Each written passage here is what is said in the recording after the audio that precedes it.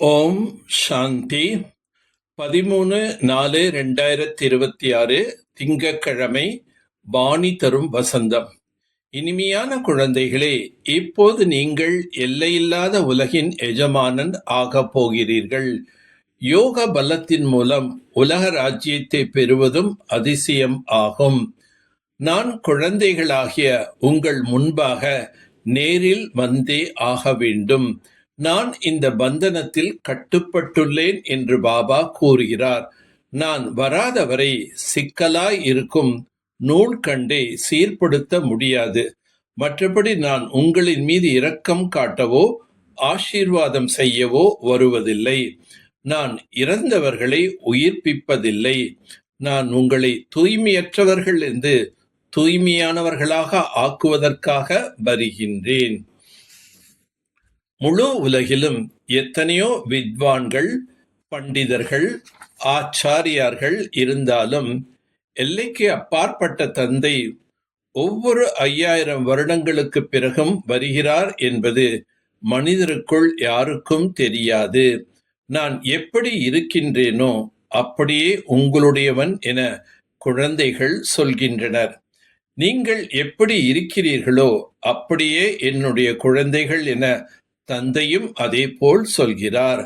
கல்பத்திற்கு முன்பு போலவே தந்தை வந்துவிட்டார். மாயும் கூட எவ்வளவு பலசாலி என்பதை குழந்தைகளாகி நீங்கள் தெரிந்திருக்கிறீர்கள். பாபா, நாங்கள் கண்டிப்பாக ஆஸ்தியை எடுப்போம், நரனிலிருந்து நாராயணனாக ஆகுவோம் என்று இன்று சொல்கின்றனர். நாளை இருக்க மாட்டார்கள். எத்தனை பேர் சென்று விட்டனர்? மம்மாவை மோட்டார் வாகனத்தில் அழைத்து சென்று வந்து கொண்டிருந்தனர். இன்று அவர்களும் இல்லை. இப்படிப்பட்ட நல்லவர்கள் கூட மாயின் தொடர்பில் வந்து விழுந்து விடுகிறார்கள். ஒரே அடியாக தாழ்ந்த நிலைக்கு சென்று விடுகிறார்கள். அந்த அளவுக்கு மாயை பலம் வாய்ந்ததாக இருக்கின்றது. குழந்தைகளாகிய உங்களுக்கு அபாரமான சுகத்தை கொடுக்கின்றேன் என பாபா சொல்கிறார். இப்போது மாயிடம் தோற்று போகாதீர்கள். தந்தைக்கு நிறைய குழந்தைகள் இருக்கின்றனர். அனைவருமே ஒருவரை போலவே நல்ல குழந்தைகளாக இருக்க முடியாது. நீங்கள் புண்ணிய ஆத்மாவாக ஆகிக் கொண்டிருக்கிறீர்கள் எனும்போது எந்த பாவமும் செய்யக்கூடாது. எப்போதும் பாபாவிடம் நேர்மையாக இருக்க வேண்டும். பாபாவின் குழந்தைகள் என்றாலும் அதிலும் நல்ல குழந்தைகள், கெட்ட குழந்தைகள் இருக்கிறார்கள். அனைவரும் நல்லவர்கள் என்று கூற முடியாது. நாம் அனைத்தையும் சிவ் பாபாவுக்கு சமர்ப்பணம் செய்து கொண்டிருக்கிறோம் என இப்போது குழந்தைகளாக நீங்கள் தான் அறிவீர்கள். ராவண ராஜ்யத்தில் செய்யக்கூடிய தான புண்ணியம் முதலானவைகள் பாவாத்மாக்களுக்காகவே கொடுக்கின்றனர். கலைகள் இறங்கியபடியே போகின்றது. தந்தை நன்மை செய்பவர் ஆவார். ஆகவே குழந்தைகளுக்கு நன்மை செய்ய வருகிறார். யாரால் உலகின் எஜமானன் ஆகிறீர்களோ பிறகு அவரையே அடிக்கடி ஏன் மறந்து போகிறீர்கள்? கர்மம் செய்தபடியே குறைந்தபட்சம் 8 மணி நேரம் தந்தை நினைவு செய்யும் முயற்சி செய்யுங்கள். தலை மீது பாவ கர்மங்களின் சுமை நிறைய உள்ளது. ஆகையால் அதிகாலை எழுந்து தந்தையை நினைவு செய்யுங்கள் என்று தந்தை கூறுகின்றார். தந்தையிடம் நேர்மையாகவும் உண்மையாகவும் நடந்து கொள்ள வேண்டும். நன்மை செய்யக்கூடிய தந்தையின் குழந்தைகள் நீங்கள். ஆகையால் அனைவருக்கும் நன்மை செய்ய வேண்டும். நல்ல தகுதியான குழந்தைகள் ஆக வேண்டும்.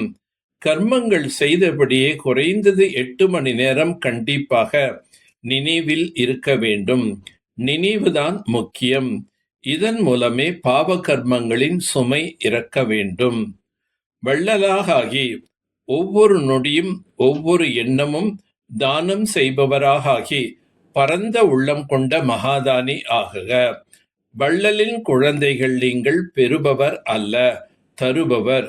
ஒவ்வொரு நொடியும் ஒவ்வொரு எண்ணத்திலும் அத்தகைய வள்ளல் ஆகும்போதே பரந்த மனம் கொண்ட மகாதானி ஆவீர்கள். அத்தகைய மகாதானி ஆகும்போது மகான் சக்தி பெறுவீர்கள். ஆனால் தருவதற்காக தன்னை களஞ்சியமாக நிரப்பிக் கொள்ள வேண்டும். அடைய வேண்டியதெல்லாம் அடைந்து விட்டேன், இனி தர வேண்டியதே மீதமுள்ளது. கொடுத்து கொண்டே செல்லுங்கள், மேலும் மேலும் களஞ்சியம் நிரம்பிக் கொண்டே இருக்கும். ஒவ்வொரு பாடத்திலும் முழு மதிப்பெண் பெற கம்பீரம் என்னும் குணத்தை தாரணை செய்யுங்கள். சுலபமாகவே சுக வள்ளல் ஆவார்.